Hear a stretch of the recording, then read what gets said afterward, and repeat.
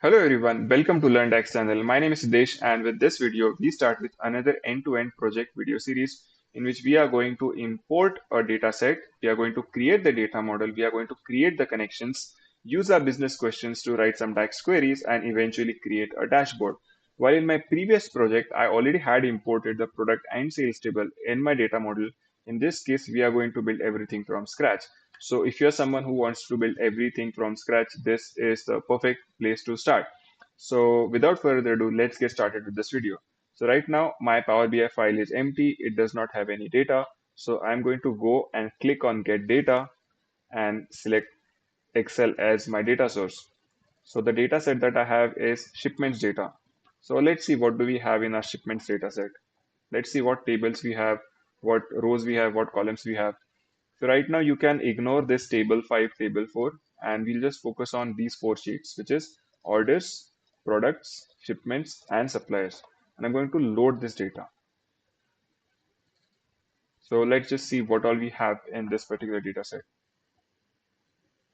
And one thing that I'm going to do is, while it is creating the connection in the model, I'm going to delete those connections and we're going to make those connections by ourselves to understand what is the primary key in one table, which is corresponding to a foreign key in another table, how the connections are happening, how the filtering is going to happen. We're going to do everything from scratch. So let me go to my data model. Let me just hide this. Let me just delete all of this. Yes, I want to delete this. I also want to delete this. I want to delete basically all the connections. So we can understand what exactly we need in our data model. So now we are clear, we don't have any connection in this data model. So let's just take a look at what all do we have. So in our orders table, we have different orders. We have like the order ID, the product ID, the quantity, and the order date. Okay. In the products table, we have a product ID, we have a product name, category, price, supplier ID. Okay. So this is something that we can note down that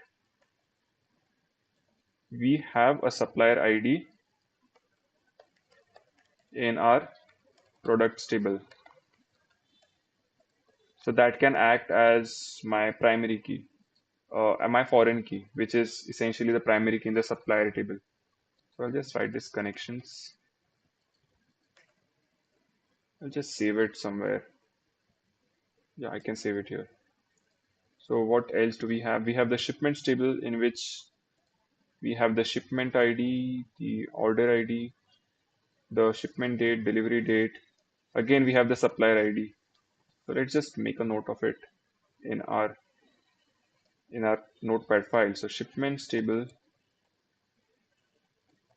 has shipment ID or the supplier ID. So there is going to be a connection between supplier ID and the shipments table, the supplier ID and the products table. Now let's check the suppliers table. So the suppliers has simply the supplier ID. Now there's one thing that's missing, which I found from doing a little bit of calculations, that while I have in my products table the supplier ID, which is this, and similarly I have my supplier ID in my shipments table, but in my orders table, there is no supplier ID. So whenever I want to write a query which is going to somehow analyze which supplier is processing which orders and on what date and for which product, there is no connection between the suppliers and my orders table. So for that case, I am going to build a new calculated column, which is going to be the suppliers ID, which is going to be sourced from the suppliers table, and then create a connection. So how do I do that? I simply click on create new column and I will write supplier ID is equal to related supplier, but I cannot do anything. It is grayed out. That's because there is no connection between these two. So let's try and build some basic connections and then let's see what happens if I can get anything. So now I have my supplier ID in my suppliers table, which can connect to my products table. So I'll simply create this connection between suppliers and products. So we're good with that. I have the supplier ID in my shipments table and the supplier ID in the suppliers table.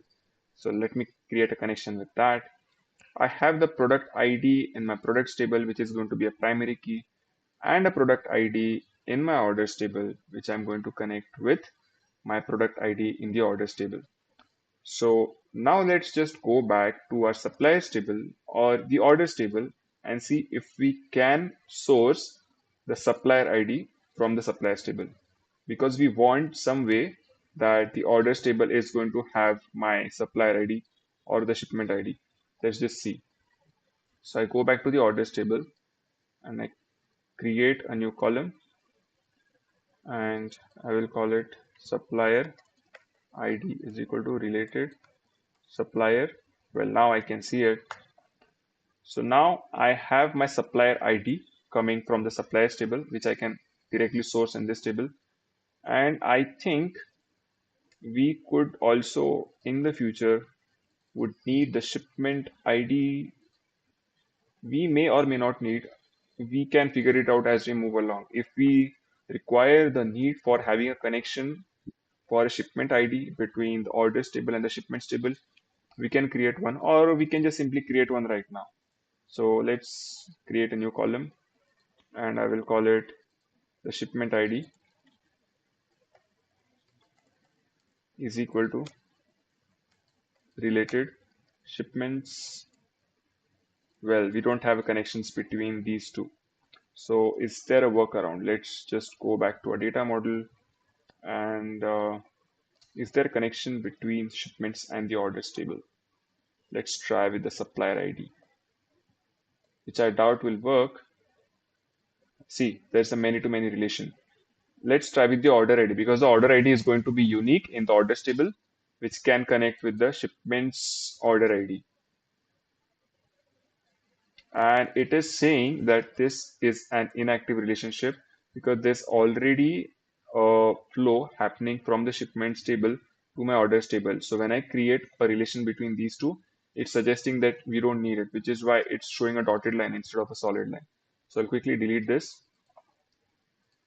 So for the time being, let's just drop the plan to create a shipment ID column in the orders table. Let's go along with the DAX queries, and if we should there be a need, we will find some way to include shipment ID in our data model. Because right now, all we are doing is just trying to figure out we want to create the data model, we want to see what works and what doesn't work, and as we move along, we can make those changes in the data model.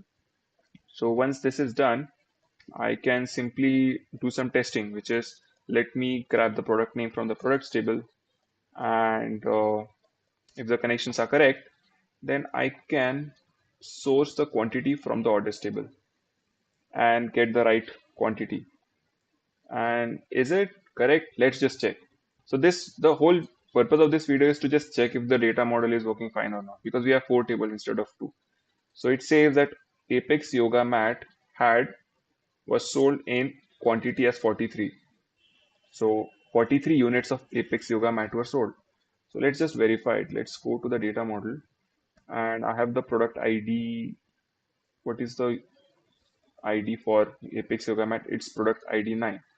Now let me go to the orders table and let me just search for product ID 9.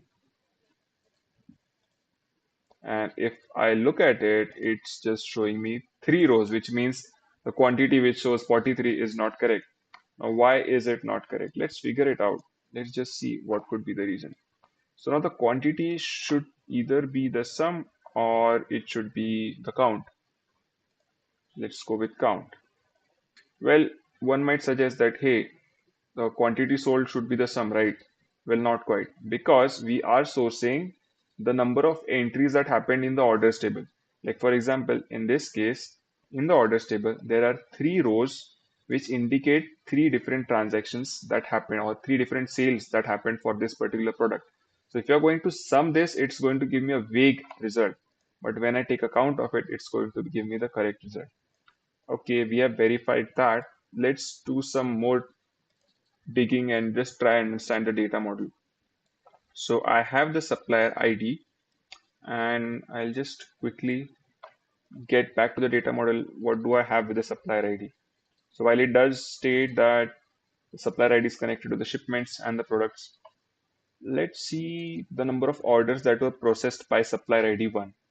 So again, I will drag this order ID on this table. So what I want is the number of orders that were processed, which is the count. So this means that the product ID, supplier ID 1 had processed 8 orders. So let's go and check if that is correct. Let's remove these filters, clear all filters. Now this is where the supplier ID that we created is going to be helpful, because now I can simply put a filter of supplier ID 1, click OK, and then I can check at the bottom of the screen. There are 8 rows filtered, which means that there are 8 orders being processed by the supplier ID 1, which I can verify after going to this table that yes, the supplier ID 1 has processed 8 orders. So yeah, a couple of random checks did help us to analyze and to validate that the data model that we have built, the connections are actually correct. Now there are certain changes that we can go by doing some transformations in Power Query, which we will do now. So if I click on transform data, I just want to change the data types of some of my columns. Like for example, order ID, I want to convert it into text so that by default it is going to give me the count as opposed to the sum, because order ID is just a number. It's not something that we're going to sum up. And so is product ID. It's not going to be something that I'm going to sum or average or aggregate. Quantity, I want it to still be a number. Let's go to the products table. Again, I want the product ID to be stored in a text format, and I'll add a new step for that. The price is something that I'm going to aggregate or sum or average, so that remains as a number. Supplier ID can again give me text, so I'll add a new step and make it test. Cost is something that, okay, I'm going to sum, so that can remain as it is.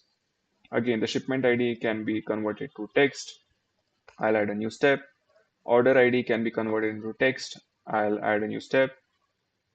Again, supplier ID can be converted into text.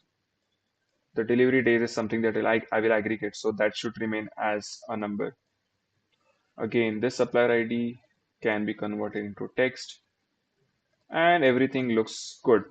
So far, and I will click on close and apply, that will save all the changes. So far we have imported our tables in Power BI. We deleted all the connections and recreated the connections. We created a new column in our suppliers table, or in the shipments table, in the shipments table, or in the orders table. I'm sorry. We created a new column which is the supplier ID in our orders table, and we just did some basic checks to verify if we are doing it right. So that's all for this video, and I hope you enjoyed watching this video. And stay tuned. In the next video, we are going to start with solving the DAX queries, and keep your data model and your file and Power BI ready. So until then, happy learning and thanks for watching.